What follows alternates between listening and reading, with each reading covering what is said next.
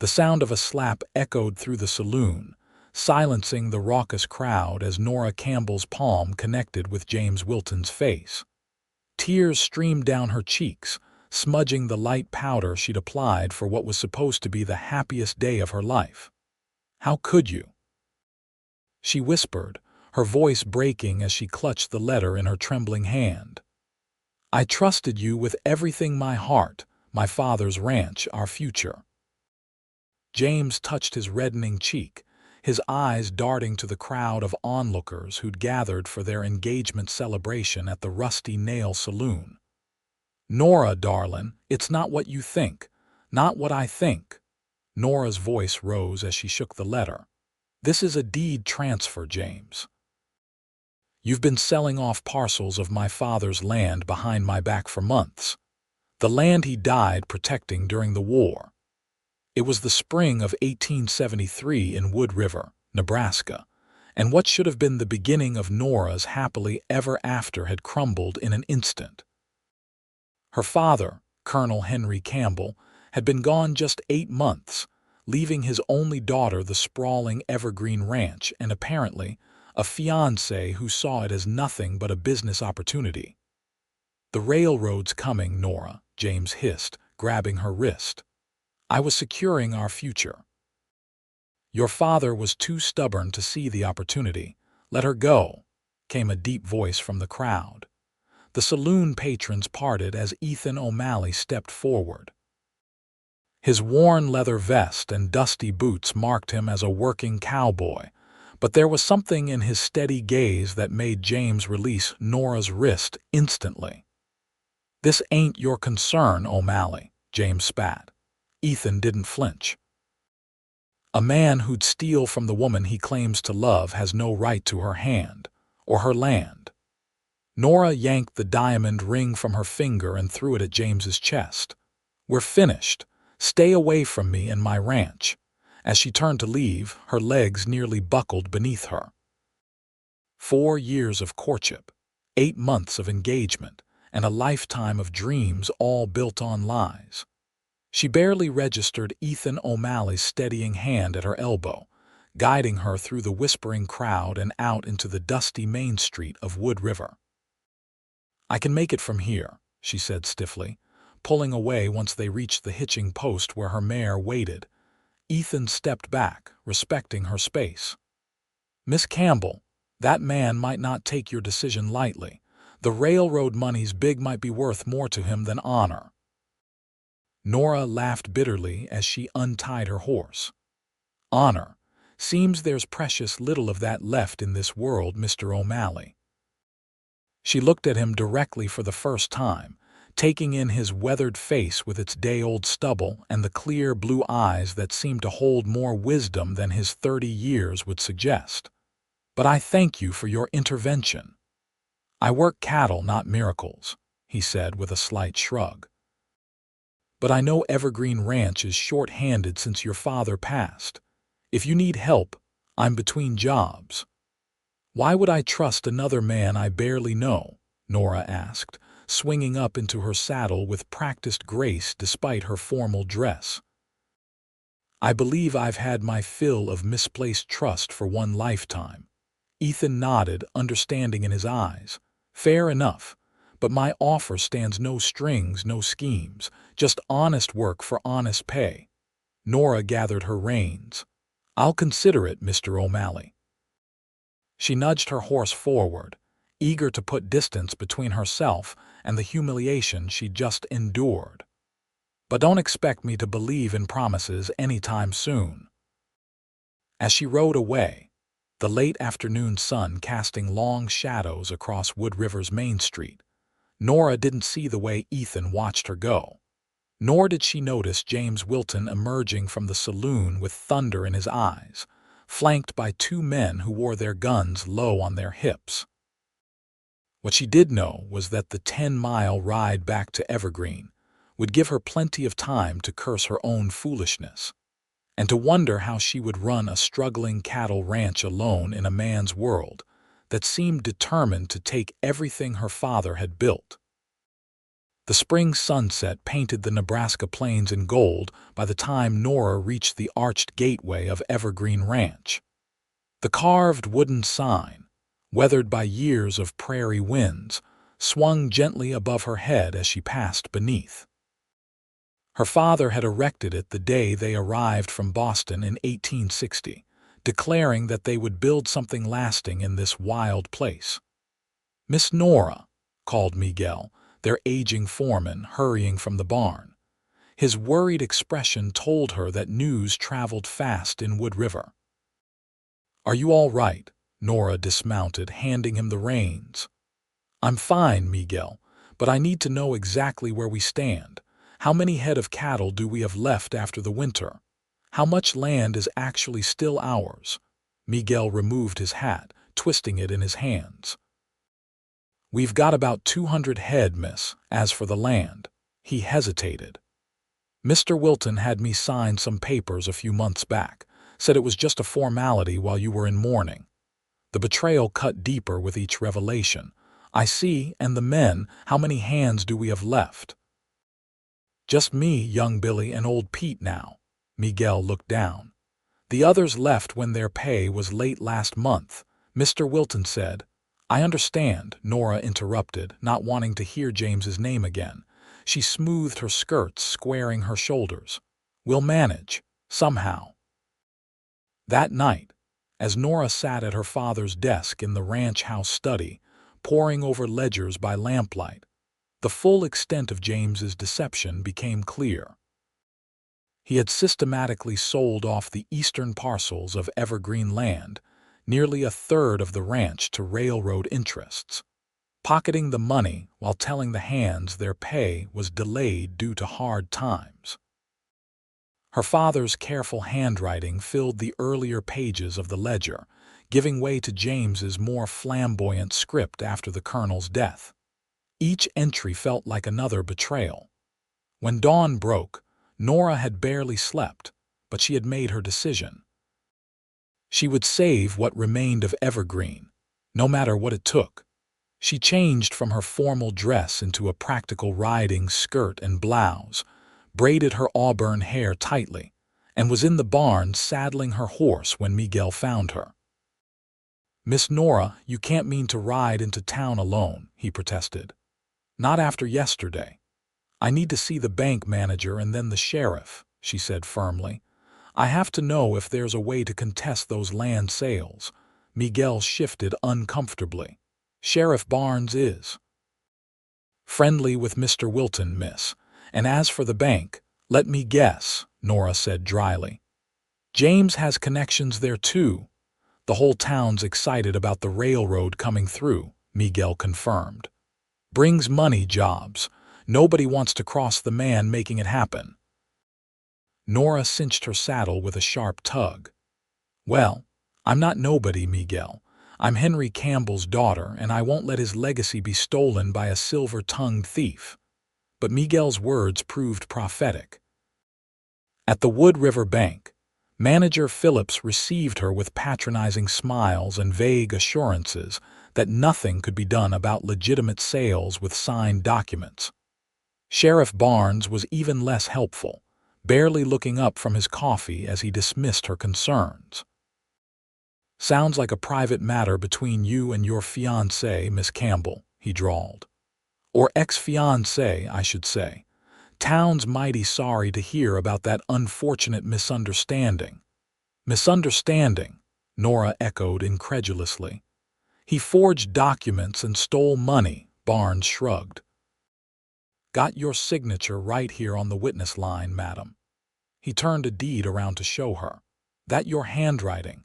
Nora stared at the flowing script that did indeed resemble her own. "He forged this. I never signed anything." "That's a serious accusation, Miss Campbell." The sheriff's tone hardened. "Mr. Wilton is a respected businessman in this town. Without proof, I suggest you be careful about slandering his good name." Defeated but not broken, Nora left the sheriff's office only to find herself face to face with James and two men she recognized as the Blackwell brothers, local troublemakers who do anything for the right price. "Nora," James said smoothly, blocking her path to her horse. "I think we should talk privately about yesterday's misunderstanding." "There's nothing to discuss," she replied, trying to step around him. "You're a thief and a liar, James. I want nothing more to do with you." His charming smile disappeared. "You know, your father was just as stubborn. Right up until that heart of his gave out." The implied threat hung in the air between them. "Is there a problem here?" came a familiar voice. Ethan O'Malley approached from the direction of the general store, a sack of supplies slung over his shoulder. James's face darkened. "Still interfering where you're not wanted, O'Malley." "Just passing by," Ethan said mildly, but his stance shifted subtly, ready for trouble. "Miss Campbell, I was hoping to speak with you about that work we discussed." Grateful for the interruption, Nora nodded. "Yes, Mr. O'Malley. In fact, I was just heading back to Evergreen if you'd care to ride along." James stepped closer, lowering his voice. "This isn't over, Nora. That land is going to the railroad one way or another. Don't make this harder than it needs to be." "Good day, James," she replied coldly, brushing past him to her horse. The Blackwell brothers moved to follow, but Ethan blocked their path, his hand casually resting near his holstered Colt. "Another time, boys," he said quietly. The look in his eyes made them reconsider, and they backed away. As Nora and Ethan rode out of town, she kept her eyes forward, unwilling to show the fear and anger roiling inside her. "I gather your visit to the sheriff wasn't productive," Ethan commented after they'd put a mile between themselves and Wood River. "The whole town's in James's pocket," she said bitterly. "Or rather, the railroad's pocket." Ethan nodded thoughtfully. "Railroad money has a way of changing people's loyalties." He glanced at her. "For what it's worth, I meant what I said yesterday. I'm looking for work, and it sounds like you could use an extra hand." Nora studied him, trying to see beyond the surface. Ethan O'Malley had drifted into Wood River about 6 months ago, taking odd jobs on surrounding ranches. He kept to himself, did his work well, and avoided trouble until yesterday in the saloon. She'd seen him around town but knew little about him beyond his reputation as a skilled horseman and dependable worker. "Why would you want to work for a failing ranch?" she asked bluntly. "Especially one with complications like mine." His blue eyes met hers directly. "I've worked enough cattle spreads to know good land when I see it. Evergreen's got some of the best grazing in the territory. Seems a shame to see it carved up for railroad tracks." "That doesn't answer my question, Mr. O'Malley." A faint smile touched his lips. "No, I suppose it doesn't." He was quiet for a moment before continuing. "I knew your father briefly during the war. I was just a young private, but Colonel Campbell saved my unit during Gettysburg. Never got to thank him properly."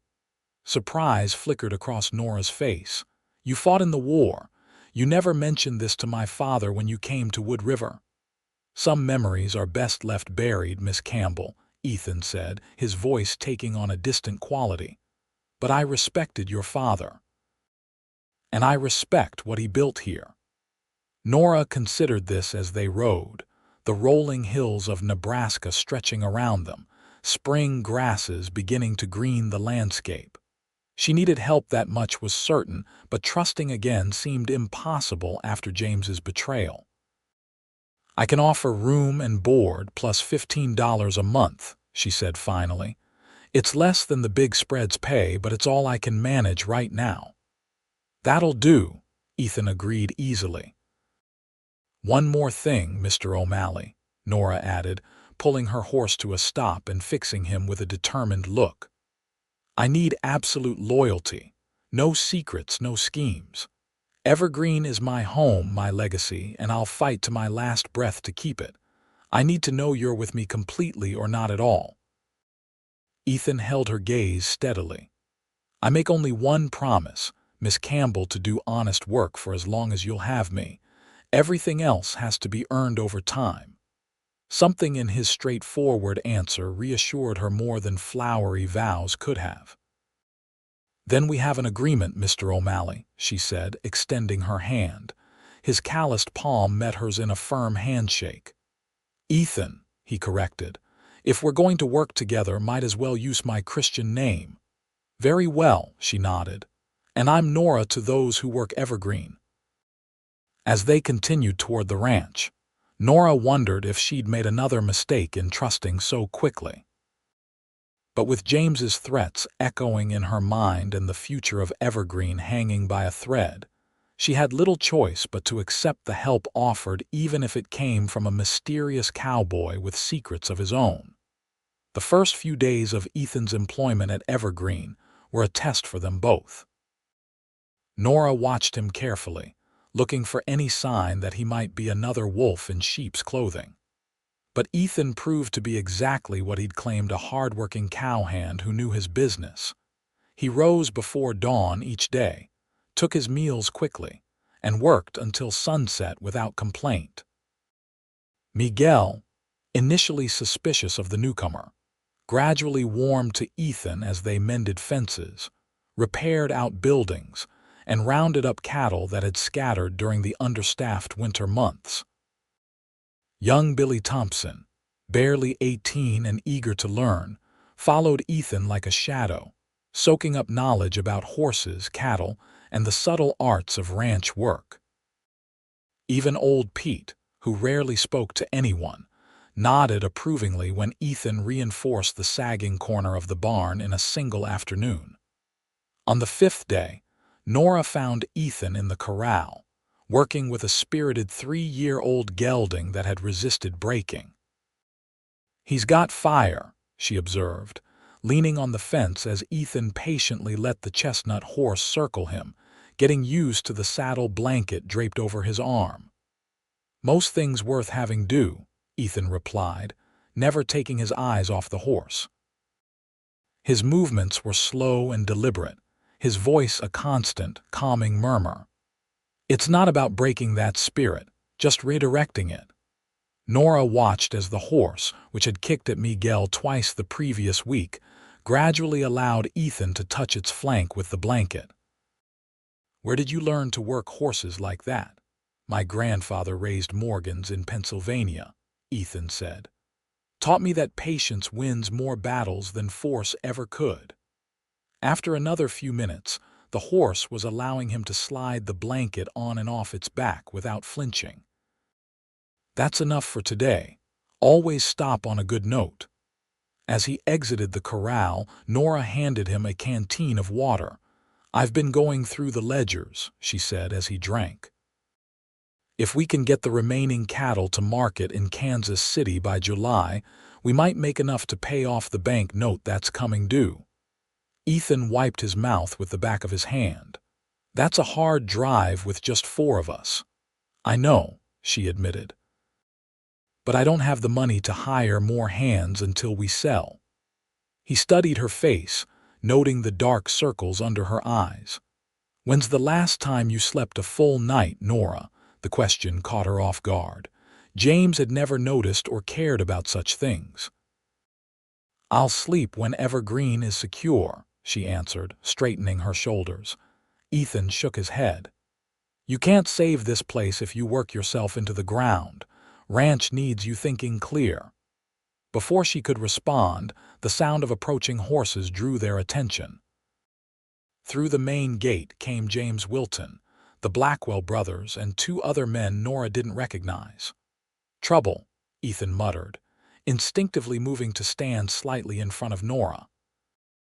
James reined in his expensive black stallion, looking around the ranch yard with the proprietary air of a man surveying his own property. "Nora, darling, I see you've been busy." His gaze flicked to Ethan with undisguised contempt. "Hiring drifters now." "State your business and leave, James," Nora said coldly. "You're not welcome here." James sighed dramatically. "Is that any way to treat an old friend, particularly one who's come with a generous offer?" He pulled a folded document from his coat pocket. The railroad is prepared to buy the remaining evergreen land for a very fair sum, enough to set you up comfortably in town, or perhaps back east with your mother's family.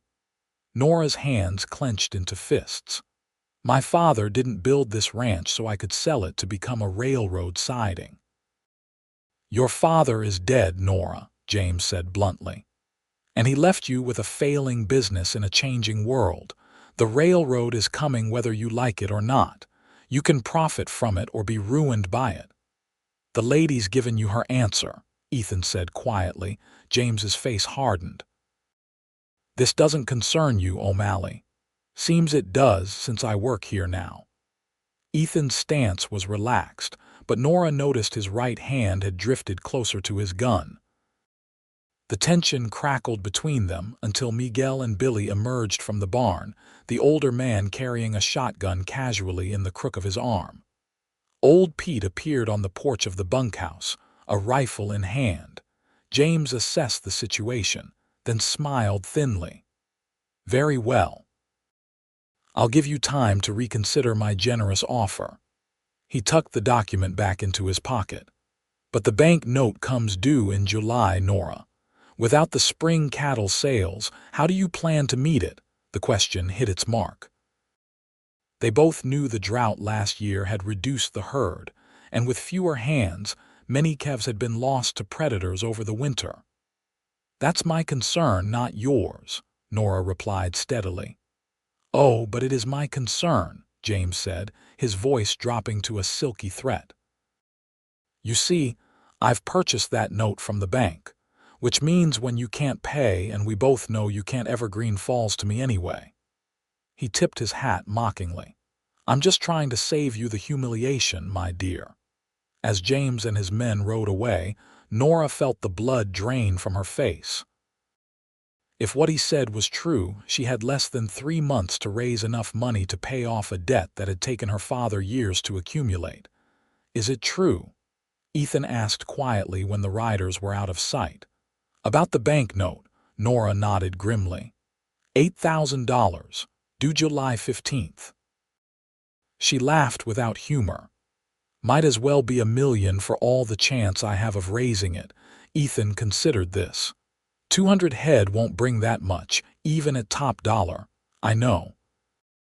Nora turned to face the ranch house, the afternoon sun illuminating the weathered boards her father had planed by hand. But I won't give up. Not yet. That evening, as Nora sat on the porch watching the sunset paint the plains in fiery orange, Ethan joined her, carrying 2 cups of coffee. He handed her one silently, then leaned against the porch railing. I've been thinking, he said after a while. There's a rancher over in the Dakota Territory, Thomas Green. Heard he's looking to expand his herd with good breeding stock. Nora sipped her coffee, considering. Our bloodlines are strong. Father brought in Hereford bulls from back east. Exactly, Ethan nodded. We could drive some of our best breeding stock north. Green might pay premium prices enough to make up some of what we need for that note. But that would leave us with less to drive to Kansas City, Nora pointed out. Yes, but quality might pay better than quantity right now. He looked out across the pastures where the cattle grazed in the fading light. It's a gamble, but one with better odds than hoping for a miracle. Nora studied him over the rim of her cup. Why are you doing this, Ethan? Truly? You could find work at any ranch in the territory, stable work without all this trouble. For a long moment, he was silent, his blue eyes focused on the distant horizon. Maybe I've seen too many good things destroyed by men like Wilton, he finally said. Men who measure everything by its price instead of its worth. Something in his tone made Nora wonder again about his past. You could tell me, whatever it is you're running from or trying to forget. A shadow crossed his face. We all have ghosts, Nora, but right now it's the future of Evergreen that matters. He straightened up. If we leave by the end of the week, we could reach Green's spread in 2 weeks, make the sale, and be back in plenty of time for the Kansas City drive. Nora knew he was changing the subject, but she didn't press. Instead, she found herself trusting his judgment despite her reservations. "All right, we'll select 30 head tomorrow, the best breeding stock we can spare." "I'll go," Ethan said. "You should stay here with Miguel and Pete to keep an eye on things." "Absolutely not," Nora countered firmly. "These are my cattle and my ranch. Besides, I know the bloodlines better than anyone.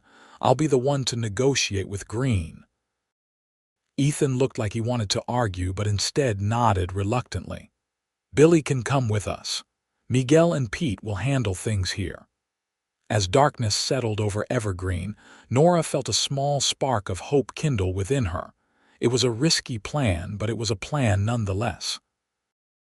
And for the first time since her father's death, she had someone beside her who seemed truly invested in saving her home. She just had to remind herself not to mistake professional loyalty for something deeper. She'd made that mistake with James, and her heart couldn't afford another betrayal. The next few days were a flurry of activity as they prepared for the cattle drive north. Nora and Ethan carefully selected 30 head, mostly young cows already bred, along with 2 prime bulls that represented the best of Evergreen stock. Miguel helped them prepare the chuck wagon with supplies, while Billy could barely contain his excitement at his first real drive. "Been waiting my whole life for this, Miss Nora," the young man enthused as he packed his bedroll. "Pa never thought I'd amount to a real cowhand, but Mr. O'Malley says I've got a natural seat on a horse." Nora smiled at his enthusiasm. Billy Thompson had come to work at Evergreen just before her father died, a gangly boy eager to escape his father's hardware store in Wood River. Colonel Campbell had seen potential in him, and Nora was pleased to see Ethan nurturing that same potential. The morning of their departure dawned clear and cool, perfect weather for starting a drive. As they gathered the selected cattle and prepared to move out, Miguel approached Nora with concern etched on his weathered face. "Miss Nora, I don't like you making this journey," he said frankly. "It's not safe, especially with Wilton stirring up trouble." "I'll be fine, Miguel," she assured him. "Ethan and Billy will be with me, and we'll stick to well-traveled routes." The old foreman glanced toward Ethan, who was checking the cinch on his saddle. "You trust him? A man we barely know?" It was a fair question, and one Nora had asked herself repeatedly over the past week. "I trust what I've seen," she answered carefully. "He works hard, knows cattle, and hasn't given me reason to doubt him." Miguel nodded slowly. "Your father was a good judge of men. I hope you inherited that gift." He pressed something into her hand, a small derringer. "Just in case, miss." "Keep it in your pocket." Nora tucked the small gun into her skirt pocket, touched by the old man's concern. "We'll be back in 3 weeks, Miguel. Take care of Evergreen while I'm gone." As they set out, the small herd moving north at a steady pace, Nora felt a strange mixture of anxiety and exhilaration. She had grown up on Evergreen and knew every tree and stream on its lands, but she had rarely ventured far beyond its boundaries. This journey represented not just a desperate bid to save her ranch, but a step into a wider world. Ethan rode point, guiding the cattle with an easy confidence that spoke of years on the trail. Billy flanked the herd, occasionally letting out a whoop when a cow tried to stray. Nora brought up the rear with the chuck wagon, her mare tethered behind so she could alternate between riding and driving. They made good progress that first day, covering nearly 15 miles before making camp by a small creek. As Billy tended the cattle, Ethan built a fire and began preparing a simple supper from their provisions. "Where did you learn to cook?" Nora asked, watching as he skillfully mixed biscuit dough in a bowl. "Necessity," he replied with a slight smile. "A man gets tired of burned beans pretty quick out on the trail." She sat on a log near the fire, enjoying the unfamiliar feeling of having nothing to do but wait for food to be ready. At Evergreen, she was constantly moving from one task to another, managing the endless responsibilities of running a ranch. "It's beautiful out here," she said, gazing at the vast expanse of prairie bathed in the golden light of sunset. "Sometimes I get so caught up in saving Evergreen that I forget to look at it." Ethan glanced up from his cooking.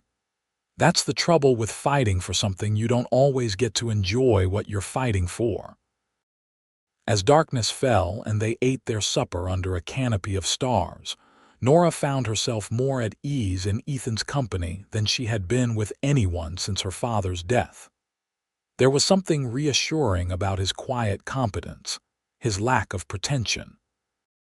"Tell me about your family," she said as they sat by the fire after Billy had gone to sleep. "You mentioned your grandfather with the Morgan horses." Ethan prodded the fire with a stick. "Not much to tell. Parents died of fever when I was young. Grandfather raised me until I was 16, then passed on himself. I joined the Union Army a year later, served through the war, and have been drifting ever since. No siblings, no other family," he shook his head, "none living, and no wife waiting somewhere."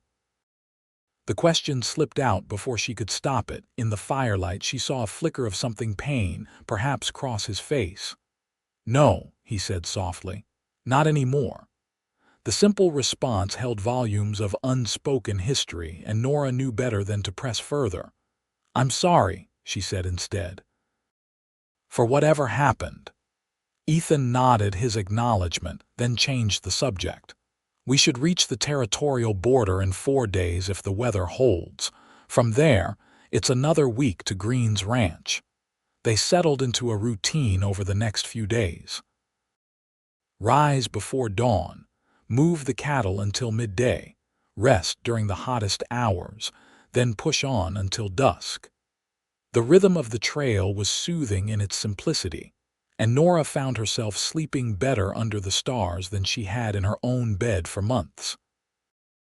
On the 4th night, as they camped near a small stand of cottonwoods, Ethan took first watch while Nora and Billy slept. She awoke sometime past midnight to find Billy snoring softly nearby, but Ethan's bedroll empty. Concerned, she rose quietly and wrapped a blanket around her shoulders against the night chill. She found him sitting on a fallen log at the edge of their camp, staring at something in his hands. As she approached, he quickly tucked whatever it was into his shirt pocket. "You should be sleeping," he said without turning. "Your watch isn't for another hour." "Couldn't sleep," she replied, settling beside him on the log. "Too many thoughts." Above them, the moon cast silver light across the endless prairie, creating a landscape that seemed both intimate and infinite. "Having second thoughts about the drive?" Ethan asked. Nora shook her head. "No, but I keep thinking about what James said about owning the bank note. Even if we sell these cattle at a good price, it might not be enough." "One step at a time," Ethan advised. "First we make this sale, then we see where we stand." They sat in companionable silence for a while before Nora spoke again. "You never told me how you knew my father." Ethan's shoulders tensed slightly. "I mentioned we served together briefly during the war." "Yes, but there's more to it, isn't there?" she pressed gently. "You didn't just happen to drift into Wood River by chance." He was quiet for so long that Nora thought he might not answer. When he finally spoke, his voice was low and measured, as if carefully choosing each word. "I was with the 19th Maine at Gettysburg. Young, scared, and in way over my head. During Pickett's charge, our position was nearly overrun. Your father's unit came to reinforce us just when we were about to break." He paused, his eyes fixed on some distant memory. "A Confederate officer had me at sword point. Colonel Campbell shot him, then pulled me to my feet and told me to keep fighting, that the day wasn't lost yet." Nora could almost hear her father's voice in those words. Henry Campbell had been a man who never gave up, never accepted defeat. "After the war," Ethan continued, I drifted west like a lot of soldiers who couldn't settle back into civilian life. Last year, I read about Colonel Campbell establishing a successful ranch in Nebraska. Thought I might pay my respects, maybe find work nearby. His voice softened. By the time I got to Wood River, he was already gone. Why didn't you tell me this before? Nora asked. Ethan finally turned to look at her, his eyes reflecting the moonlight. Would it have made a difference? Would you have trusted me more because of something that happened a decade ago? Perhaps, she admitted. I didn't want your trust based on your father's judgment, he said simply. I wanted to earn it myself. The honesty of his answer touched something in Nora. Since James's betrayal, she had armored herself against emotion, focusing solely on saving Evergreen. But sitting here in the moonlight, she felt that armor beginning to crack. There's something else, she said hesitantly. Something you're not telling me. Ethan looked away back toward the sleeping herd. We all have parts of our past we'd rather leave buried, Nora. Is it something that could affect Evergreen? Or this drive? When he didn't immediately answer, she added, I need to know if there's trouble following you, Ethan. He sighed heavily. No trouble that would find us here. I promise you that. It wasn't a complete answer, but something in his tone told her it was all she would get tonight. She stood, drawing her blanket closer around her shoulders. I'll take over the watch. You should get some sleep. As she turned to walk away, his voice stopped her. Nora. She looked back to find him watching her, an unreadable expression on his face. Thank you, he said quietly, for trusting me this far. She nodded once before moving to sit by the fire, her mind filled with new questions about the mysterious cowboy who seemed determined to help her save her father's legacy, and perhaps, though she hardly dared admit it, her own heart as well. The remainder of their journey to Thomas Green's ranch was uneventful, though Nora found herself watching Ethan with new awareness after their midnight conversation. There was clearly more to his story than he had shared, but his dedication to getting their cattle safely to market never wavered. They crossed into Dakota territory on a bright morning, the landscape gradually changing from the rolling plains of Nebraska to more rugged country. Billy's excitement grew as they traveled farther than he had ever been before, and even Nora felt a sense of adventure despite the serious purpose of their journey. Mr. Green's spread should be just beyond that ridge, Ethan said late one afternoon, pointing to a distant line of hills. We'll make camp here tonight and present ourselves properly in the morning. That evening, Nora took extra care with her appearance, washing her face and hands in the creek and changing into the one clean shirt she had packed. As owner of Evergreen, she wanted to make a good impression on Thomas Green, to be seen as a serious rancher rather than a woman in over her head. Nervous? Ethan asked as he joined her by the fire, noting her freshly braided hair. Determined, she corrected. I need this sale, Ethan.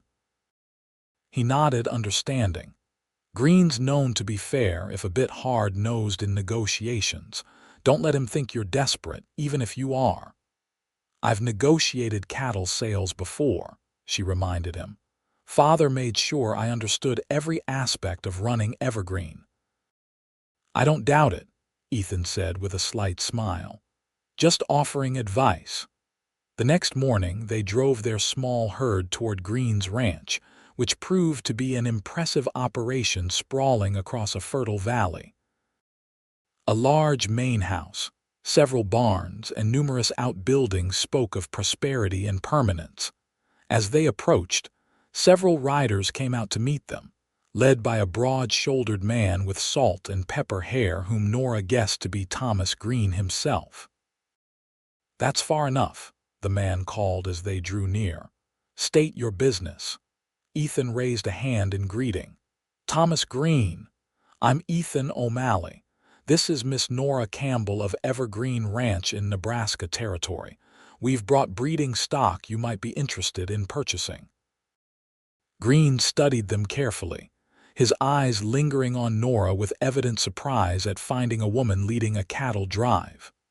"Campbell. Any relation to Colonel Henry Campbell, my father," Nora replied, straightening in her saddle. Something like respect flickered across Green's weathered face. "Met him once at a livestock auction in Omaha. Fine judge of horseflesh." He gestured toward a large corral near one of the barns. "Bring your herd in there so I can have a proper look." Over the next hour, Thomas Green inspected their cattle with the thoroughness of a man who had built his fortune on understanding quality. He asked pointed questions about bloodlines, feeding practices, and calving histories, which Nora answered confidently, drawing on her lifetime of experience at Evergreen. "These are fine animals," Green finally acknowledged, resting his arms on the corral fence. "What's your asking price, Miss Campbell?" Nora named a figure that was ambitious but not unreasonable, bracing herself for the inevitable negotiation. To her surprise, Green simply nodded. "That's fair, considering the quality. I'll take them all." He extended his hand to seal the deal. As they shook, Nora felt a rush of relief. The price Green had agreed to wouldn't cover the entire banknote, but it would make a significant dent. "You've come a long way," Green said as they walked toward the main house. "I insist you and your men stay the night. My wife would never forgive me for sending guests back on the trail without a proper meal." That evening, seated at the Greens' dining table with real china and home-cooked food, Nora felt some of the weight lift from her shoulders. Mrs. Green, a kind-faced woman with lively eyes, treated them as honored guests rather than trail-dusty cowboys. "It's so refreshing to meet a young woman running her own ranch," she said warmly to Nora, "though it must be challenging in such a man's world." "It has its difficulties," Nora admitted, "but Evergreen is worth fighting for." Across the table, Ethan was engaged in conversation with Thomas Green about cattle markets and the coming railroad. Billy sat wide-eyed at his first formal dinner, carefully copying Ethan's table manners. Later, as they prepared to retire to the guest rooms Mrs. Green had prepared, Ethan found Nora on the porch, gazing at the stars. "You did well today," he said, coming to stand beside her.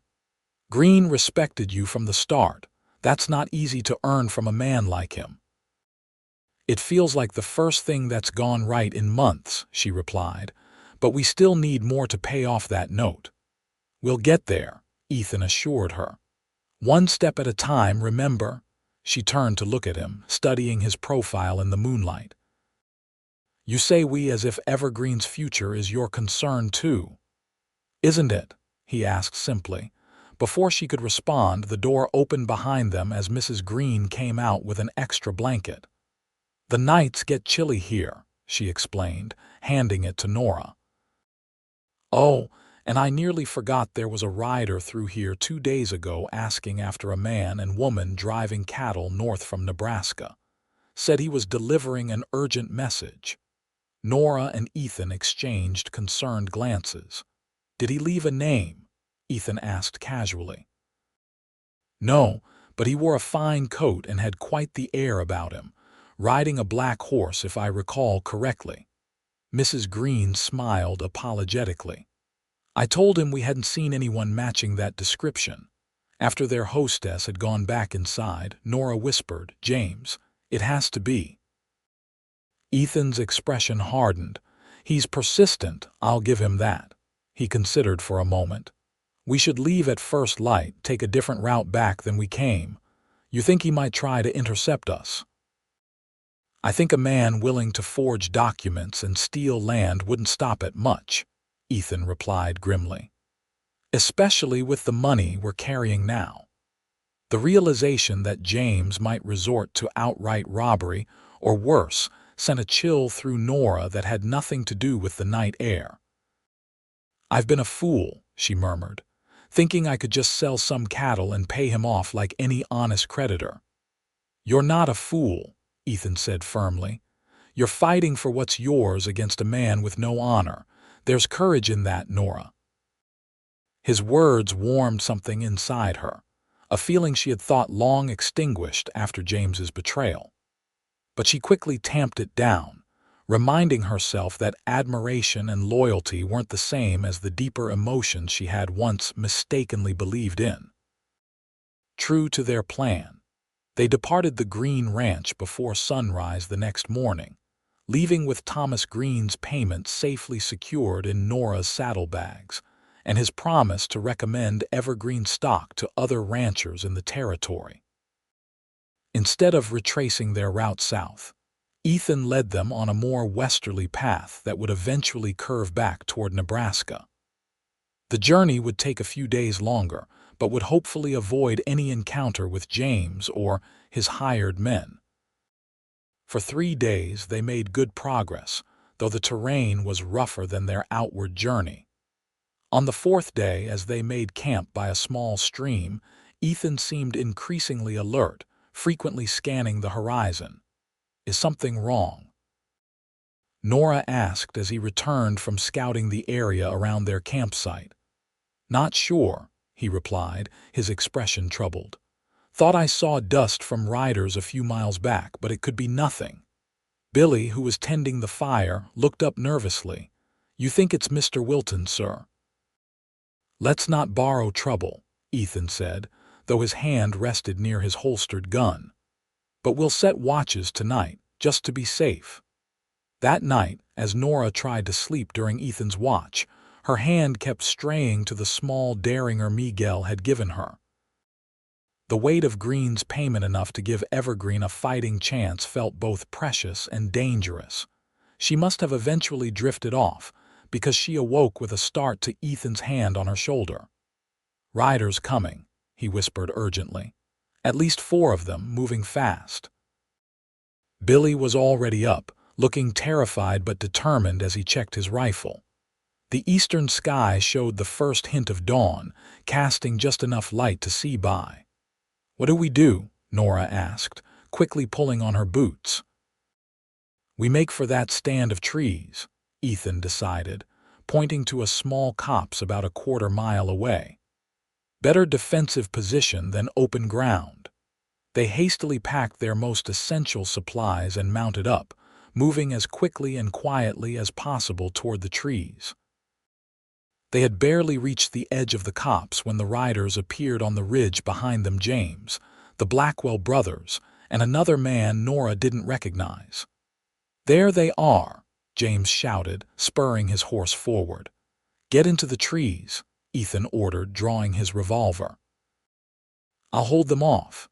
"I'm not leaving you out here alone," Nora objected, pulling out her derringer.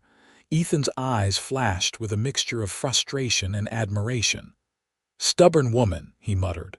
"Billy, get behind that fallen log with Miss Campbell. I'll try to talk them down first."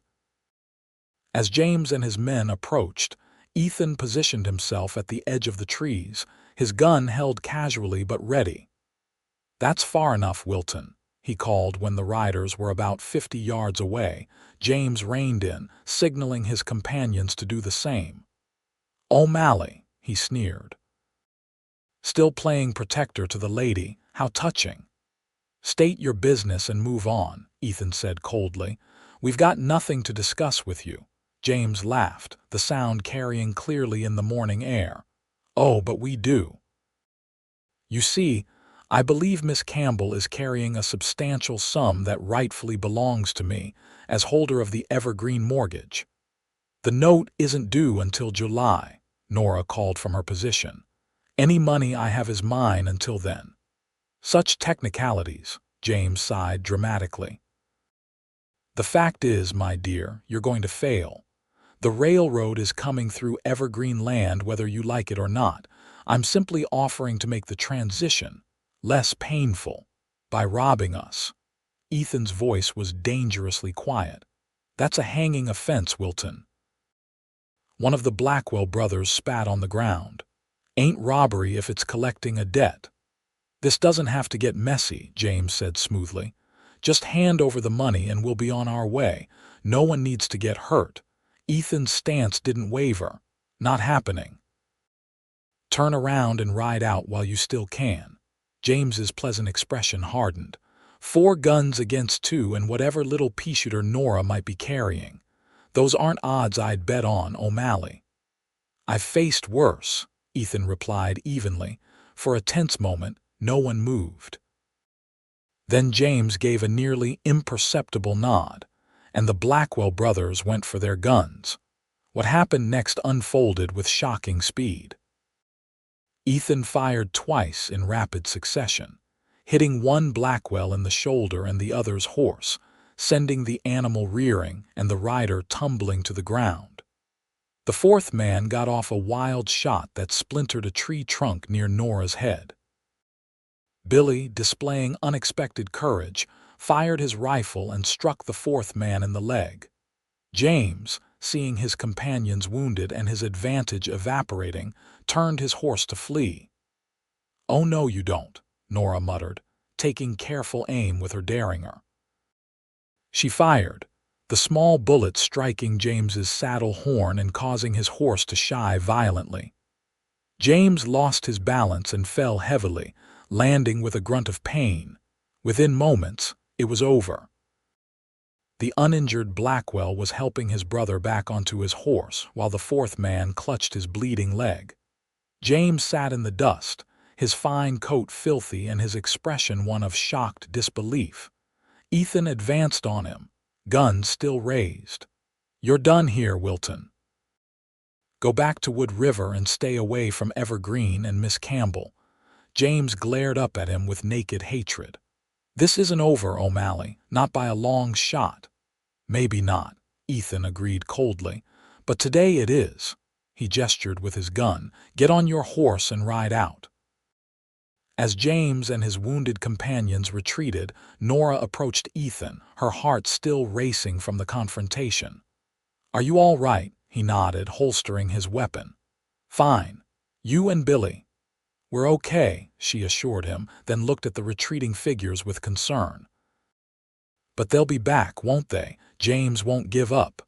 "Probably not," Ethan admitted. "But we've bought some time, and now we know for certain what he's willing to do." Billy joined them, his young face pale but proud. "Did you see me shoot that feller, Miss Nora?" "Just like Mr. O'Malley taught me." Despite the gravity of the situation, Nora couldn't help but smile at his enthusiasm. "You were very brave, Billy. Both of you were." As they gathered their belongings and prepared to continue their journey home, Nora found herself watching Ethan with new eyes. The calm skill with which he had handled the confrontation spoke of experience beyond that of an ordinary ranch hand. Once again, she wondered about the parts of his past he kept hidden.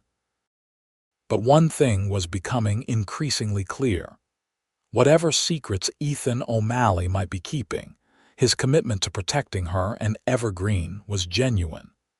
And that realization stirred feelings in her heart that she had sworn never to allow again after James's betrayal.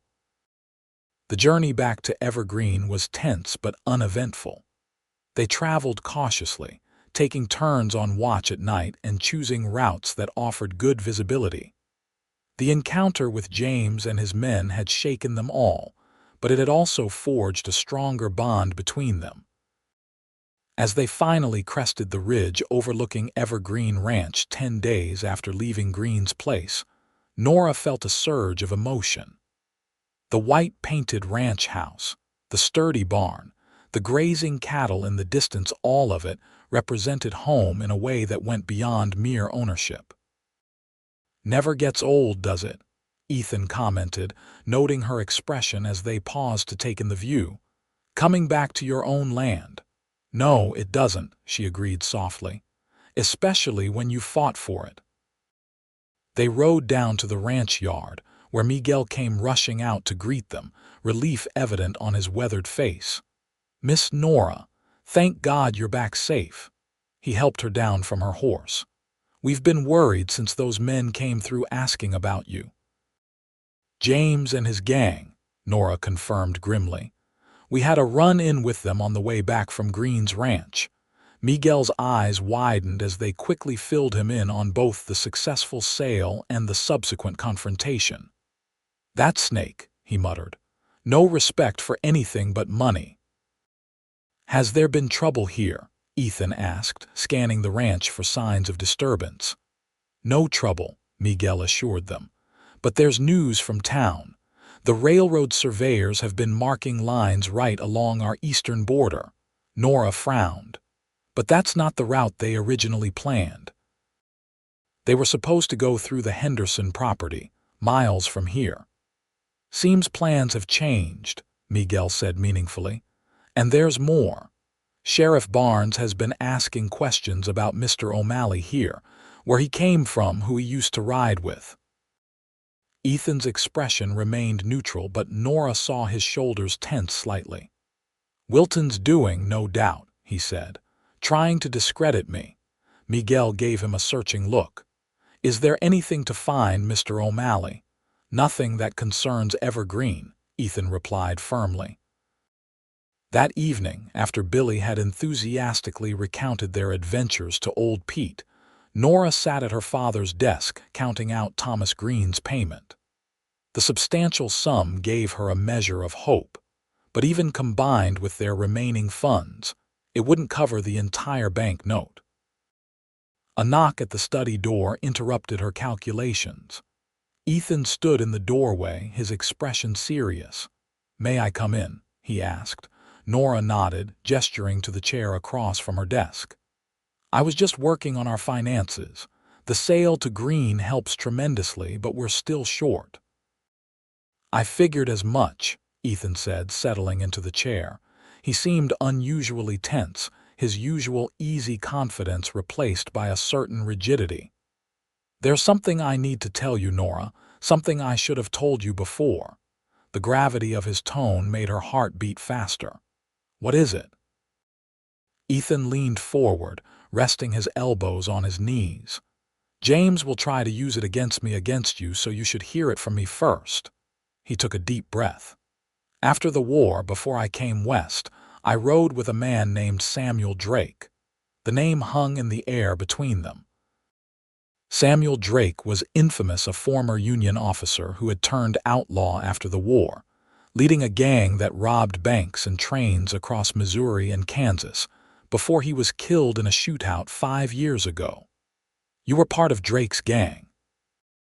Nora asked quietly, struggling to reconcile this revelation with the honorable man she had come to know. "For about a year," Ethan admitted, holding her gaze steadily. "I was young, angry, couldn't settle back into normal life after what I'd seen in the war. Drake had been my captain, someone I respected. He made it sound like we were just taking back from the profiteers who'd gotten rich while soldiers died." "But you left," Nora stated rather than asked. Ethan nodded. "A job went bad. Drake shot a bank teller, an old man who wasn't even resisting. I realized then what we'd become." His voice grew distant with the memory. "I took my share from that job and rode away that night. Used the money to buy land in Colorado, tried to start fresh." "What happened to the land?" Nora asked, noting the past tense. A shadow crossed Ethan's face. "I married a local girl, Emma. We built a small ranch, we're starting to make it work." He paused, and Nora could see the effort it took for him to continue. 2 years later, the sheriff from a town we'd robbed tracked me down, recognized me from wanted posters." Nora felt a chill. "Was he there to arrest you?" "He wasn't interested in justice," Ethan said bitterly. "Just revenge. I was out checking fences when he came to the house. Emma told him I wasn't the man he was looking for. He didn't believe her." The implication hung heavy in the air. Nora's hand went to her mouth. "Oh, Ethan. By the time I got back, the house was burning. Emma was." He couldn't finish the sentence. "The sheriff was gone. I buried my wife and tracked him for 6 months before I found him in a Kansas saloon." "Did you kill him?" Nora asked directly, needing to know the full truth. Ethan's eyes met hers unflinchingly. "I wanted to. Had my gun on him, finger on the trigger. He shook his head slowly. But I couldn't do it. Couldn't become what he was, what Drake had been. Instead, I marched him to the local marshal's office and told what he'd done. Last I heard, he was serving 20 years in prison. And you've been drifting ever since, Nora concluded softly. Until I came to Wood River, Ethan confirmed. I truly did want to thank your father, but I was also looking for, I don't know, redemption maybe, a purpose again. Nora was silent for a long moment, processing everything she'd heard. The man sitting before her had been an outlaw, had ridden with one of the most notorious gangs of the post-war years. Yet he had also walked away from that life, tried to build something honest, and even when faced with his wife's murderer, had chosen justice over vengeance. "Why tell me now?" she finally asked. "Because James will find out if he hasn't already," Ethan replied. "The sheriff asking questions in town is just the beginning. James will use my past to try to turn you against me, to discredit anything I say or do to help you save Evergreen." His jaw tightened. "And I couldn't bear for you to hear it from him first, to think I'd deliberately hidden it from you." The honesty of his answer touched Nora deeply. Despite her resolution to guard her heart, she found herself moved by his vulnerability, his willingness to risk her rejection by revealing his darkest secrets. "Thank you for telling me," she said quietly, "for trusting me with the truth." Relief washed over Ethan's face. "You're not asking me to leave. Do you want to leave?" she countered. "No," he said simply. "I want to help you save Evergreen.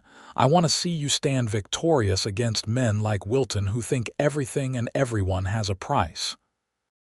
He hesitated, then added softly, "And I want to be worthy of the trust you've placed in me." In that moment, looking into Ethan's earnest blue eyes, Nora felt something shift within her heart. The walls she had built after James's betrayal didn't exactly crumble, but a small breach appeared, a willingness to believe that perhaps not all men were like James Wilton. That trust, once broken, could possibly be rebuilt. "Then stay," she said, surprised by the emotion in her own voice. "Help me fight for Evergreen." The smile that crossed Ethan's face was like sunshine breaking through clouds. "I promise you, Nora Campbell, that I will stand by your side as long as you'll have me." He held out his hand across the desk. "That's one promise I intend to keep." As their hands met, Nora felt a spark that had nothing to do with business arrangements or ranch management. It was the spark of possibility, of a future she had stopped allowing herself to imagine after James's betrayal. And despite all her caution, all her hard-won skepticism, she found herself wanting to believe in that possibility once again. The following weeks brought a flurry of activity to Evergreen as they prepared for the larger cattle drive to Kansas City. With the money from Green's purchase secured, Nora was able to hire 4 additional hands, experienced cowboys, recommended by neighboring ranchers who respected her father's legacy. The new men integrated well with the existing crew, especially after Billy regaled them with slightly embellished tales of their journey north and the confrontation with James Wilton. Ethan took on the role of unofficial foreman, organizing the roundup of the remaining cattle and planning the drive route. Nora found herself watching him often as he worked, the easy way he sat a horse, the patient manner in which he instructed young Billy, the quiet authority he commanded without ever raising his voice. Despite knowing his troubled past, or perhaps because of it, she found her admiration for him growing daily. One evening, as they sat on the porch after supper, going over maps for the upcoming drive, Nora broached a subject that had been on her mind. "Have you thought about what you'll do after the drive?" she asked, trying to keep her tone casual. "Once the bank note is paid off, assuming we make enough from the Kansas City sale." Ethan looked up from the map spread between them. "Honestly, I haven't thought that far ahead. Been focused on getting there first. Of course, she said quickly, inexplicably disappointed by his non-committal answer. I just wondered if you had other plans, places you wanted to go. He studied her face in the fading light. Are you asking if I intend to move on, Nora? The directness of his question caught her off guard. I suppose I am. You've been drifting a long time by your own admission. True enough, he acknowledged. But a man can grow tired of drifting. He hesitated, then added softly, especially when he finds a place worth staying for. The implication in his words made Nora's heart beat faster. Evergreen could use a permanent foreman, she said, keeping her eyes on the map. Someone who knows cattle and men, someone I trust. Ethan's hand covered hers on the map, warm and calloused. Is that what you're offering, a job? Nora finally looked up, meeting his gaze. For now, she said honestly. I'm still healing, Ethan, from James's betrayal, from realizing how blind I was. You weren't blind, he said firmly. You were trusting. There's a difference. Nevertheless, she continued, I need time to be sure of my own judgment again. Ethan nodded, understanding in his eyes. Then I accept the position of foreman at Evergreen Ranch, he said formally, though his smile softened the words. And I'll wait as long as it takes for you to be sure, Nora Campbell. The simple promise, spoken with such sincerity, wrapped around Nora's heart like a warm blanket. It asked nothing of her, but offered everything she hadn't dared hope for: patience, understanding, and the chance to heal at her own pace. Thank you, she whispered, turning her hand beneath his to intertwine their fingers briefly. The moment was interrupted by Miguel calling from the barn about a mare about to foal, but the understanding that had passed between them remained, a fragile new beginning built on honesty and mutual respect. 2 days before they were scheduled to leave for Kansas City, Nora rode into Wood River to purchase final supplies for the drive. She had avoided town since her confrontation with James at the saloon, sending Miguel or Billy when necessities were needed. But with preparations for the drive in full swing, she needed to personally select provisions and arrange for mail delivery during their absence.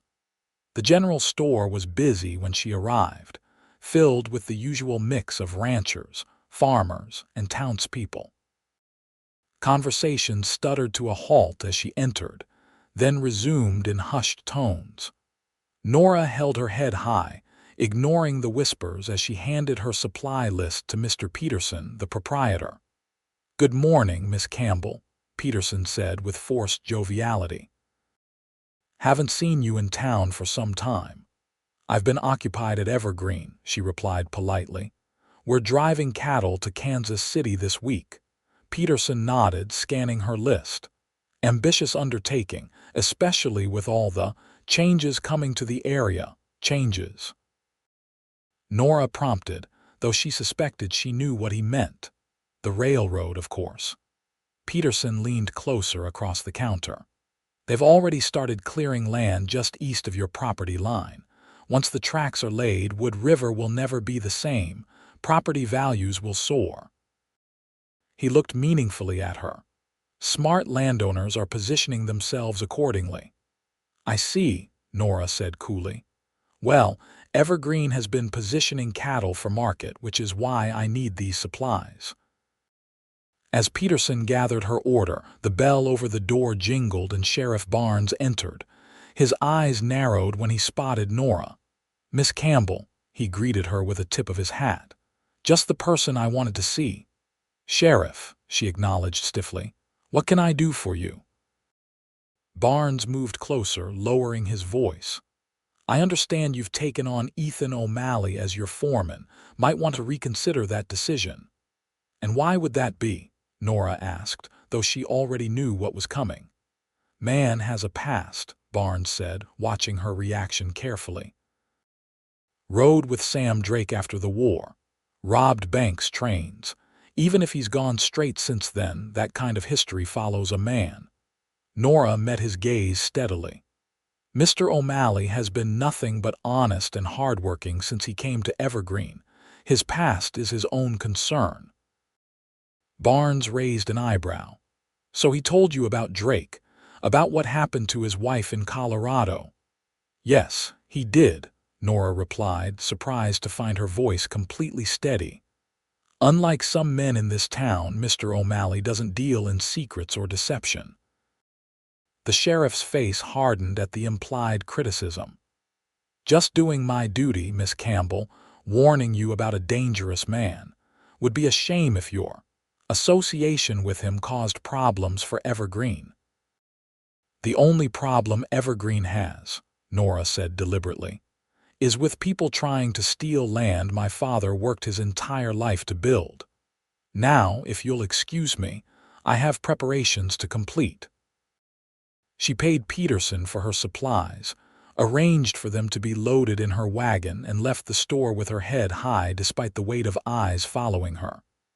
As she untied her horse from the hitching post, a voice called her name. Miss Campbell, a moment please. Nora turned to see Thomas Wagner, the telegraph operator, hurrying toward her. Wagner was one of the few people in Wood River who had always dealt fairly with her father, and his worried expression caught her attention. What is it, Mr. Wagner? Wagner glanced around nervously before speaking in a hushed tone. I thought you should know Mr. Wilton has been sending and receiving frequent telegrams to someone in Topeka. A man named Harrington with the Central Pacific Railroad. Nora frowned. Is that unusual? James is involved with the railroad's land acquisition. It's the content that concerns me, Wagner continued. I don't make a habit of reading messages, you understand, but sometimes one can't help noticing. He hesitated, then plunged ahead. There's been talk of rerouting the line directly through Evergreen property. Not just the eastern parcels already sold, but cutting through the heart of your ranch. A cold dread settled in Nora's stomach. That would divide Evergreen in half, make it impossible to run cattle. Exactly, Wagner nodded grimly. And from what I've gathered, the plan is to proceed whether you sell willingly or not. There's talk of having the land condemned for public use if necessary. They can't do that, Nora protested, though uncertainty crept into her voice. Can they? Wagner shrugged helplessly. The railroad has powerful friends in the territorial government. I just thought you should be warned. Your father was good to my family when we first came to Wood River. I owe him this much at least. Nora thanked him sincerely, her mind racing with this new information as she mounted her horse. The threat to Evergreen was even greater than she had realized. If the railroad could simply take her land through condemnation, even paying off the bank note might not be enough to save her home. She rode back to Evergreen with a heavy heart, the beautiful June day suddenly seeming darker despite the clear sky. As the ranch came into view, however, a strange determination replaced her fear. This land, her father's dream, her heritage, her future, was worth fighting for. And for the first time in months, she didn't feel she was fighting alone. Ethan was breaking a young horse in the corral when she arrived, his movements fluid and confident as he guided the spirited animal. He looked up as she approached, his smile fading when he saw her expression. What happened? He asked, immediately handing the horse off to one of the new hands and coming to meet her. As they walked toward the house, Nora told him about her conversations with Sheriff Barnes and Thomas Wagner. Ethan listened intently, his face growing increasingly grave. Condemnation is a real threat, he acknowledged when she finished. I've seen it happen in other territories. Once the government decides the railroad is in the public interest, individual landowners have little recourse. So even if we pay off the note, we could still lose Evergreen.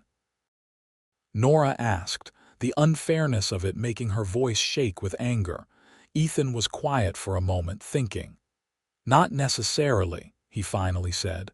There might be a way to protect at least the heart of the ranch, but it would mean changing our plans. How so?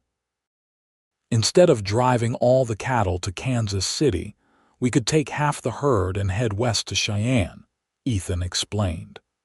The Union Pacific has its terminus there, and they are in direct competition with Central Pacific. If we could get a meeting with their land agent, convince them that an alternative route through the Henderson property would be more advantageous. We'd be playing one railroad against the other, Nora realized, a glimmer of hope kindling within her. It's risky, Ethan cautioned. We'd be splitting our forces, potentially getting caught in a corporate war between powerful interests, and we'd still need to make enough from both cattle sales to pay off the bank note. Nora considered the risks carefully. It would mean dividing their already small crew, sending Miguel with half the hands to Kansas City while she and Ethan took the rest to Cheyenne. It would mean a longer, potentially more dangerous journey, but it might also be Evergreen's only chance. Let's do it, she decided.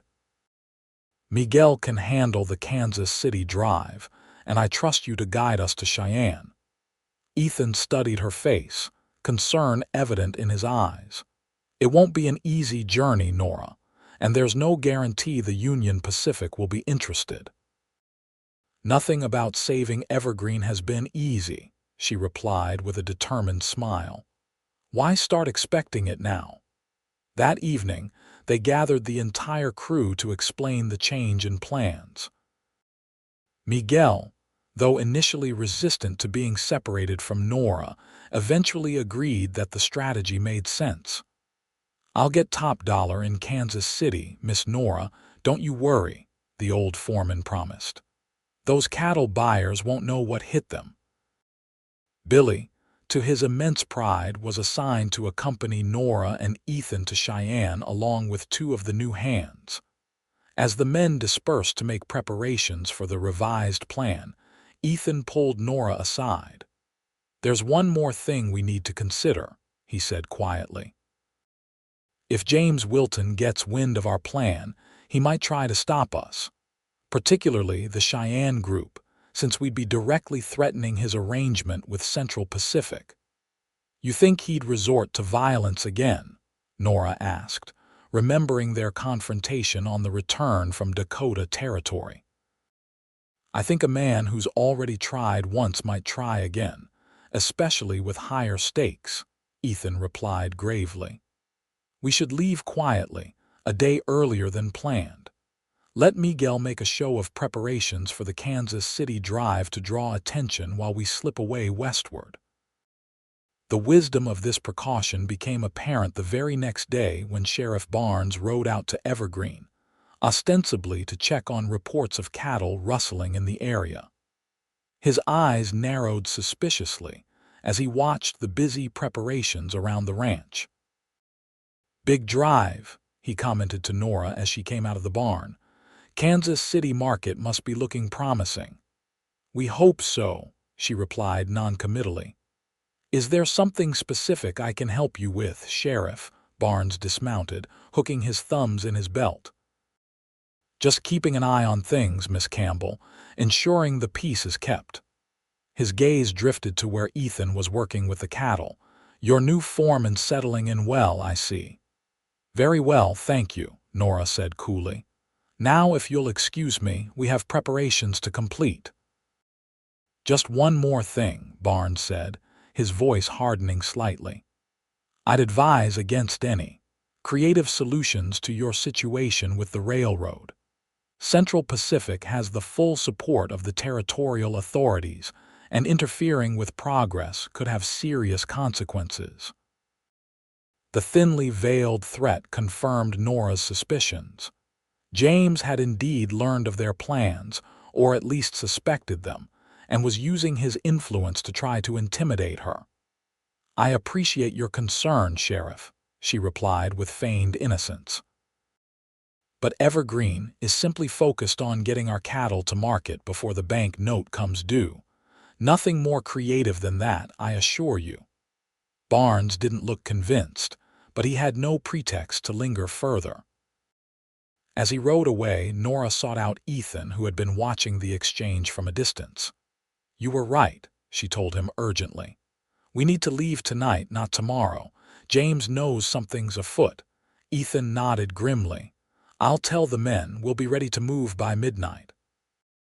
Under cover of darkness, with only the stars to guide them, Nora, Ethan, Billy, and the two New Hands brothers named Frank and Thomas Sullivan drove 100 head of Evergreen's best cattle westward, leaving Miguel to manage the more visible drive to Kansas City, scheduled to depart the following day. As Nora looked back one last time at the shadowy outline of the ranch house, a mixture of fear and determination filled her heart.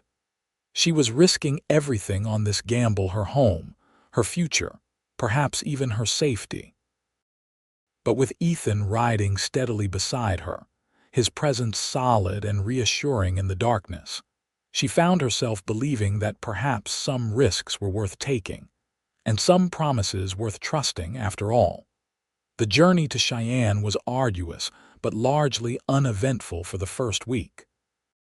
They kept to less traveled routes, avoiding main roads where James's men might be watching.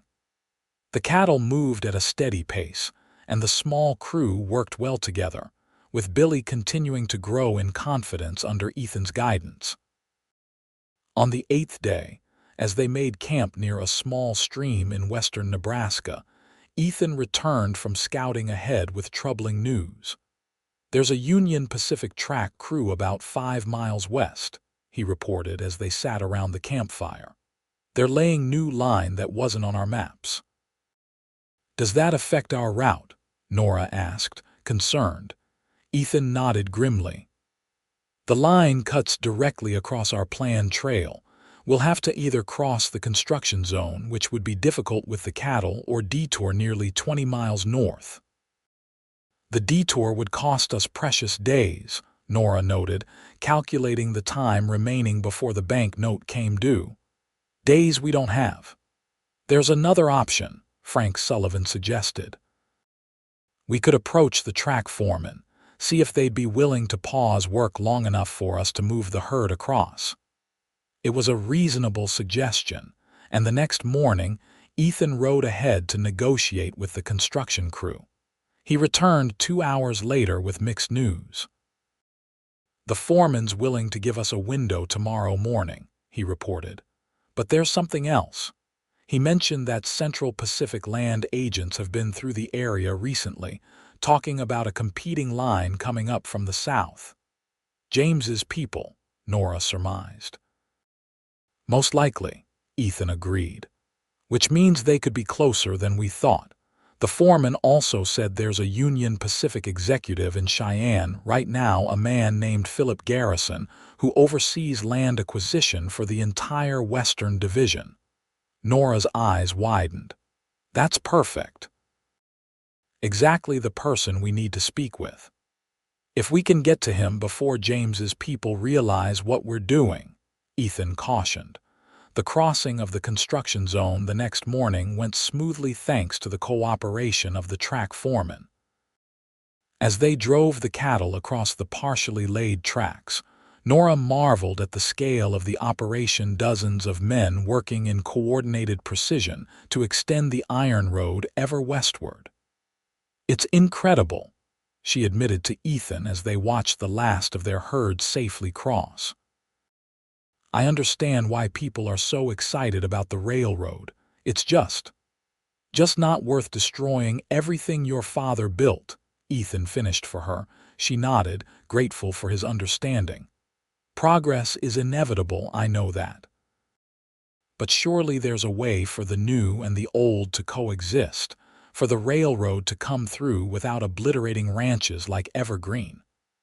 "That's exactly what we're going to propose to Garrison," Ethan said confidently. "A compromise that benefits everyone."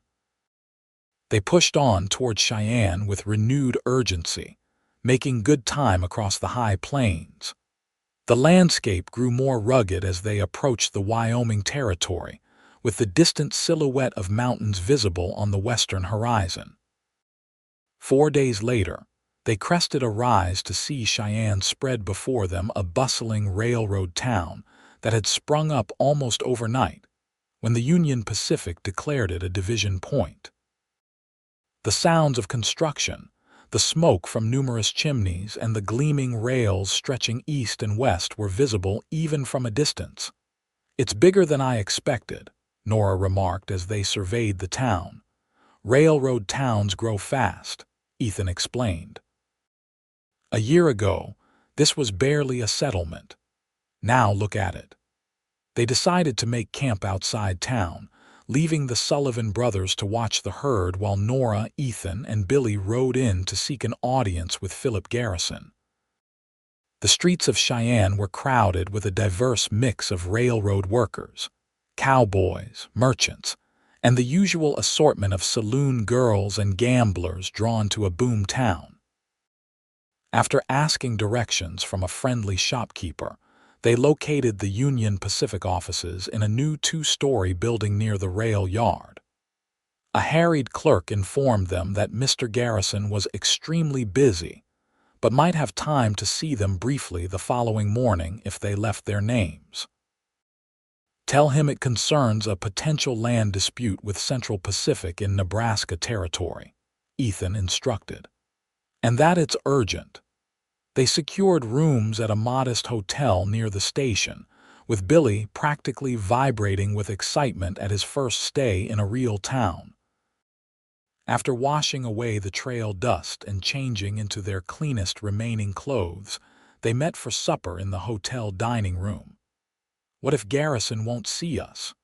Nora asked quietly as they waited for their food.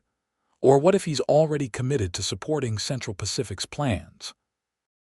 "Then we try another approach," Ethan replied. "Railroad executives care about one thing above all: profit. If we can convince Garrison that an alternative route would be more profitable for Union Pacific while causing problems for their competitors, he'll listen." Their meal was interrupted by the arrival of a hotel employee. "Mr. O'Malley, there's a gentleman asking for you in the lobby." Exchanging concerned glances with Nora, Ethan followed the employee, his hand resting near his holstered gun. In the lobby stood a well-dressed man in his 50s, with a neatly trimmed beard and the confident bearing of someone accustomed to authority. "Mr. O'Malley," the man inquired. "I'm Philip Garrison, Union Pacific Railroad. I understand you were looking for me regarding a matter in Nebraska Territory." Surprised but pleased by this unexpected development, Ethan introduced himself properly and called Nora to join them. They moved to a quieter corner of the lobby where Garrison listened intently as they explained their situation: the threat to Evergreen, James Wilton's dealings with Central Pacific, and their proposal for an alternative route that would serve the railroad's interests while preserving the ranch. "Interesting," Garrison mused when they had finished. "Very interesting indeed. Central Pacific has been making aggressive moves in that region, trying to establish a presence before we can extend our line southeast from Cheyenne." He studied them thoughtfully. "Your proposed alternative route through the Henderson property, you're certain it's feasible from an engineering standpoint?" "The terrain is actually more favorable than through Evergreen," Nora assured him. "Less grading would be required, and there's a natural pass that would save considerable construction costs." Garrison nodded slowly.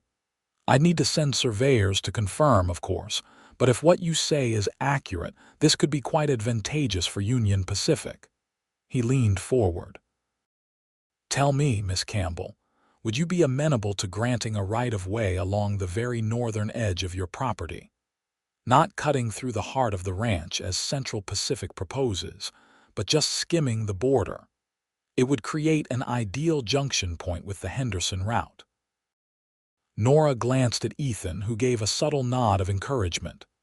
"I would consider it," she replied carefully, "provided the terms were fair and the placement didn't interfere with Evergreen's operations." "Excellent," Garrison smiled, extending his hand. I believe we may be able to help each other, Miss Campbell. I'll have my assistant draw up preliminary papers in the morning, and we can discuss specifics then." As Garrison took his leave, promising to meet them at 9 the next morning, Nora barely contained her excitement. "Do you think he's genuinely interested? Or just being polite?" "Garrison didn't become a railroad executive by being polite," Ethan said with a smile. "He's interested all right. The question is whether we can finalize an agreement in time to stop Central Pacific's plans." The next morning, they met with Garrison in his office, where he presented a preliminary proposal for Union Pacific to secure rights to the alternative route, including a fair payment for the small portion of evergreen land that would be affected. "This is contingent on our surveyors confirming the route's viability, of course," Garrison cautioned. "But I'm prepared to offer a good faith payment immediately, with the balance due upon completion of the survey." The initial payment he named was substantial enough to cover nearly half of the remaining amount needed for the bank note. Combined with what they hoped to receive from the cattle sales in both Cheyenne and Kansas City, it might just be enough to save Evergreen. "There's one more thing," Nora said before accepting the offer. "We need assurance that Union Pacific will actively oppose Central Pacific's attempt to condemn Evergreen land for their competing route." Garrison's eyes narrowed slightly at her boldness, but then he nodded with grudging respect. "Union Pacific has considerable influence with the territorial authorities. I can guarantee our legal team will vigorously challenge any condemnation proceeding brought by our competitors that conflicts with our established interests in the region." With that assurance, Nora signed the preliminary agreement. As Garrison counted out the good faith payment in cash, he added casually, "By the way, I took the liberty of having my people research Mr. Wilton and his dealings with Central Pacific. It seems some of his land acquisitions may not have been entirely legitimate. Should those transactions be invalidated, it would severely undermine Central Pacific's planned route." Ethan and Nora exchanged surprised looks. "You've been investigating Wilton?" Ethan asked. Garrison smiled thinly. "Union Pacific protects its interests, Mr. O'Malley. We like to know who we're dealing with and who our competitors are dealing with." He handed the money to Nora. "I've already dispatched a survey team. They should reach Wood River within 2 weeks." As they left the Union Pacific offices with the payment secured in Nora's saddlebags, a weight seemed to lift from her shoulders. "I can hardly believe it," she said, blinking in the bright Wyoming sunshine. "We actually have a chance now." "We do," Ethan agreed, a rare wide smile transforming his usually serious face. "And we still have the cattle to sell here in Cheyenne before we head back." The local cattle buyer offered a fair price for their herd, impressed by the quality of Evergreen stock. With both the railroad payment and the cattle proceeds, Nora now had enough to cover 2/3 of the banknote, with hopes that Miguel's drive to Kansas City would make up the difference. Their business in Cheyenne concluded successfully. They prepared for the journey back to Evergreen.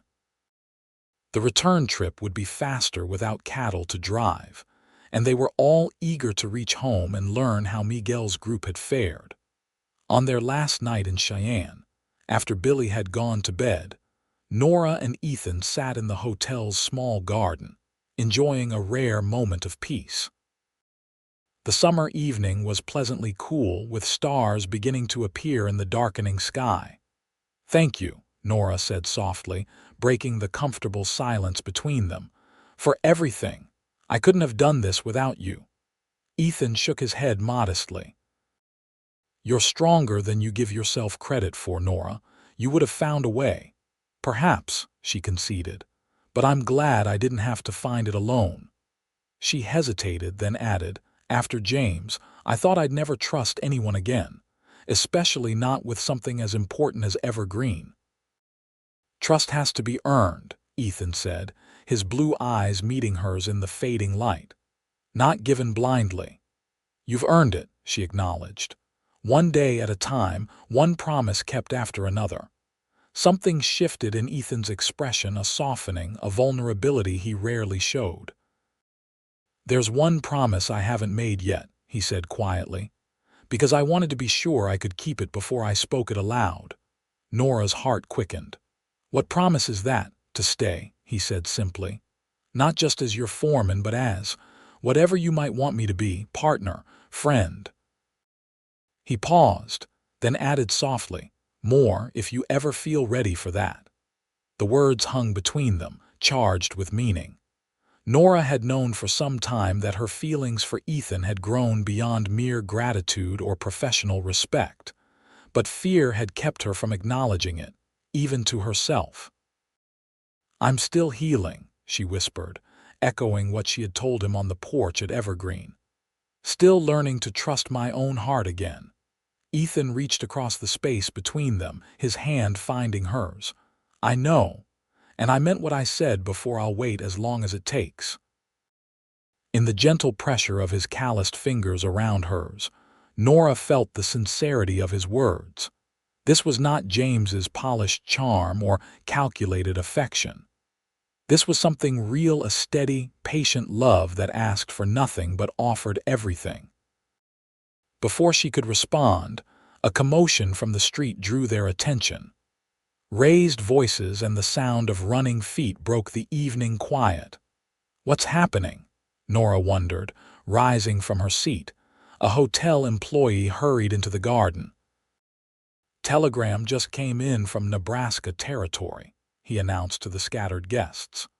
"Central Pacific Railroad survey team was attacked by Indians near Wood River. Several men killed." Nora and Ethan exchanged alarmed glances. "That can't be right," she said. "The Pawnee in our region have been peaceful for years." "It's not Indians," Ethan said grimly. "It's Wilton trying to delay Central Pacific's work until he can secure Evergreen through the bank note." He turned to Nora, his expression urgent. "We need to get back. Now." They departed Cheyenne at dawn the next morning, riding hard with only necessary stops. The journey that had taken 2 weeks with cattle now took just 5 days, with fresh horses purchased along the way. As they approached Wood River, evidence of the alleged Indian attack became clear: burned wagons and equipment along the proposed Central Pacific route, though notably without any actual casualties, despite the rumors. When they finally reached Evergreen, they were relieved to find the ranch untouched. Even more encouraging was the sight of Miguel and his crew. Already returned from Kansas City with good news, they had secured top prices for their cattle, bringing in enough to cover the remainder of the bank note with a small surplus. "The buyers couldn't get enough of our beef, Miss Nora," Miguel reported proudly. "Said it was the best they'd seen all season." The combined successes of both ventures meant that Nora now had enough to pay off the note in full, with additional funds to reinvest in Evergreen.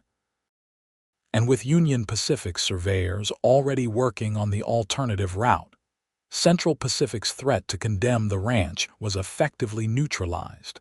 But James Wilton was not finished.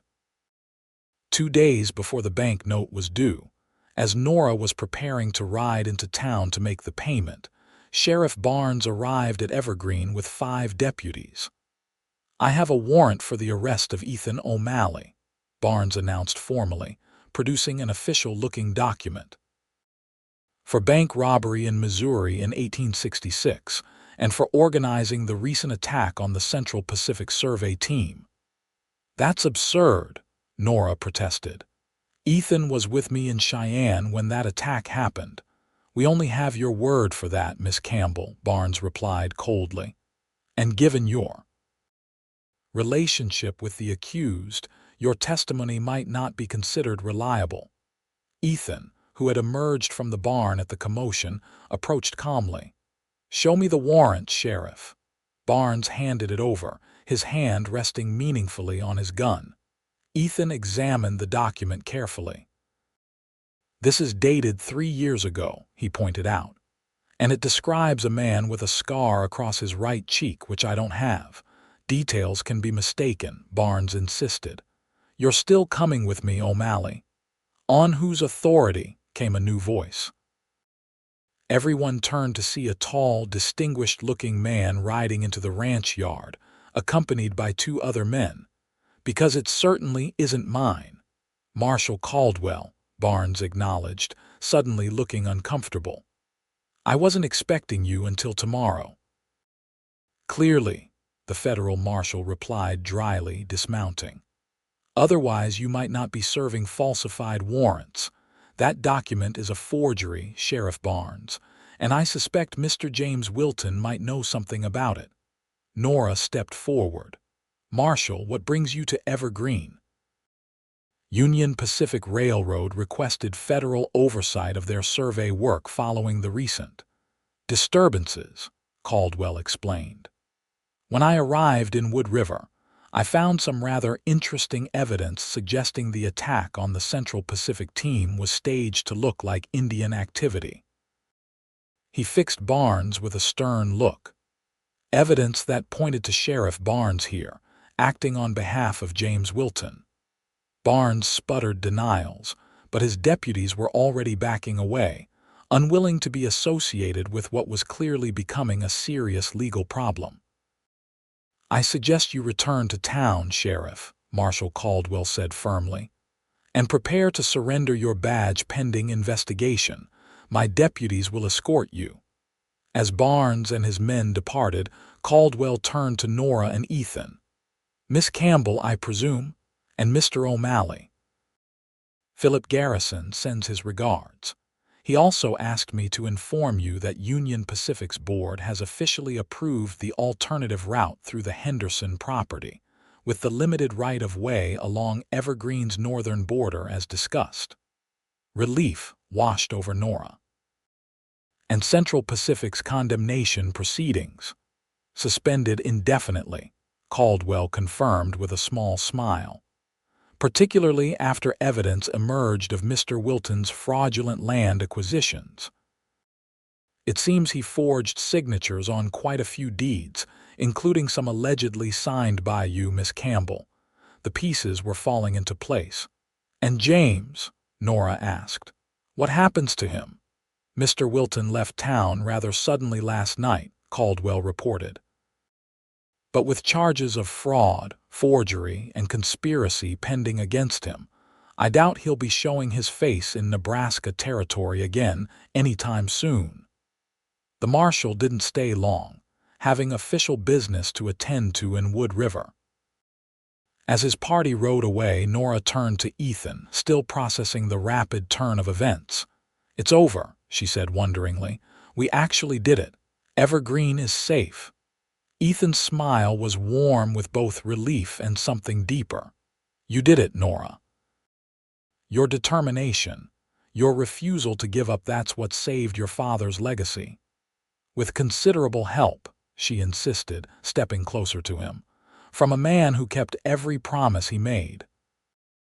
Around them, the ranch continued its daily rhythms, cattle grazing in distant pastures, hands going about their chores, the afternoon sun bathing Evergreen in golden light.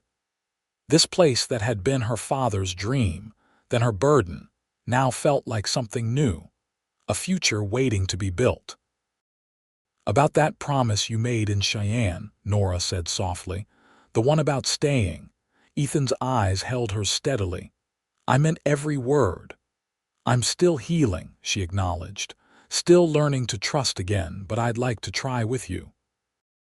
She took his hand, feeling the strength and gentleness in his touch. "Not rushed, not forced, just one day at a time." "One promise at a time," Ethan agreed, his voice husky with emotion as he drew her closer. Their first kiss was gentle, a promise in itself of patience, of understanding, of a love built slowly and carefully on the solid foundation of trust regained. 1 year later, as summer again painted the Nebraska plains in gold, Nora stood on the porch of the Evergreen Ranch house, watching a rider approach. Ethan had been gone for 3 days, traveling to Omaha to finalize the last details of their partnership with Union Pacific.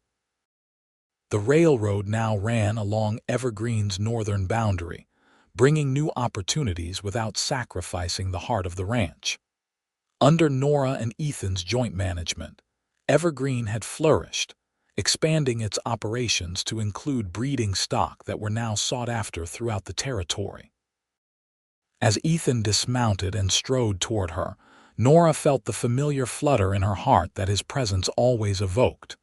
Their courtship had progressed slowly, deliberately, each step taken with care, each promise made and kept building the bridge across her damaged trust. "Good news?" she asked as he climbed the porch steps. His smile was answer enough, but he elaborated anyway. "The contract is signed. Union Pacific has agreed to build a small station at the north corner of our land. Evergreen Station, they're calling it." "Father would have loved that," Nora said, slipping her hand into his. "A piece of his legacy helping to shape the future."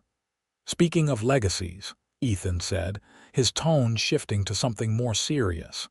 He reached into his pocket and withdrew a small velvet box.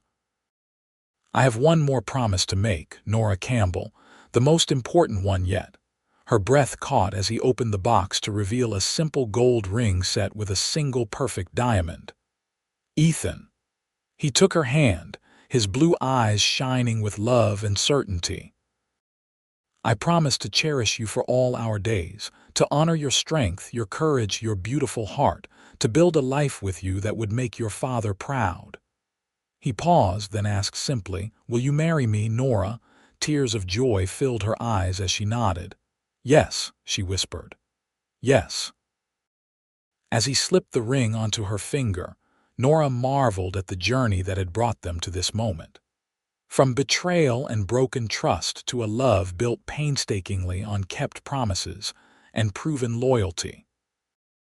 Their lips met in a kiss that sealed this final promise, not an ending but a beginning, as they turned together to face the future of Evergreen and the life they would build there, one faithful day at a time. 5 years later, on a bright spring morning, Nora O'Malley stood in the doorway of Evergreen's ranch house, watching her husband teach their 3-year-old son Henry to sit on his first pony. The little boy's delighted laughter carried across the yard as Ethan led the gentle animal in a slow circle. "Careful, Matthew," she called to their 6-year-old, who was attempting to climb the corral fence for a better view. "Remember what happened last time." Matthew, the spitting image of his father with the same determined blue eyes, reluctantly climbed back down. "But I want to ride Thunder too, Mama." "When your brother's finished," she promised, adjusting the baby girl in her arms. Little Emma, just 6 months old and named for the wife Ethan had lost long ago, gurgled happily as she watched her brothers and father. In the years since their wedding, Evergreen had prospered beyond anything Nora could have imagined during those dark days after her father's death. The small station at the edge of their property had grown into a thriving shipping point for cattle from throughout the region. The ranch itself had expanded, with new breeding programs and modern techniques making Evergreen a model operation that ranchers came from far and wide to study. Miguel still worked as their head foreman, though he now had a comfortable house of his own on the property and spent more time teaching the younger hands than doing the heavy work himself. Billy Thompson had grown into a skilled cowboy and Ethan's right-hand man, with a young wife of his own in a cottage near the main house. As for James Wilton, he had never returned to Nebraska. Last they had heard, he was in California, trying his luck in various schemes but never achieving the success or wealth he had once seemed destined for. His betrayal, which had once seemed like the end of Nora's world, now felt like a distant storm that had ultimately cleared the way for sunshine. Ethan finished the pony ride and lifted little Henry down, the boy immediately running toward Nora with excited tales of his adventure. As her husband approached with Matthew now taking his turn on the pony, the love in Ethan's eyes still made Nora's heart skip a beat, even after all these years. "Happy?" he asked simply, leaning down to kiss her cheek and stroke baby Emma's downy hair. Nora looked around at their home, their children, the life they had built together, a life founded on promises made and kept, on trust shattered and rebuilt stronger than before. "Completely," she answered, and it was the purest truth she had ever spoken.